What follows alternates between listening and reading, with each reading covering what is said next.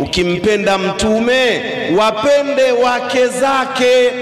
Naamini hata kama atakuwa mamako wa kufikia, kwa sababu ndio anayemburudisha babako. Ukimtukana chupu chupu, kama sio hakika utakosa radhi ya babako. Umtukanie na kumvunjia adabu babako kwa mkewe, babako hawezi kukufumbia macho. Lakini pamoja na yote, tuwapende masahaba wa bwana mtume Muhammad sallallahu alaihi wasallam. Mtume anafanya ighra kwa Wazaramu, wanasema mabwana chonde chonde fi ashabi fi takhsis, chonde chonde kuhusu masahaba zangu, chonde chonde. La tattakhidhuhum gharadan min ba'di, gharadhu wanajua akina Mandonga.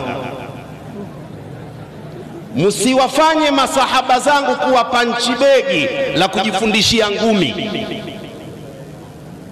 Waheshimuni. Mtume akasema yeyote atakayetokea kuwapenda masahaba, basi mtambueni huyo fabihubbi bausababia, kwa sababu ya kunipenda mimi. Ahabahum, ndio maana aliwapenda masahaba.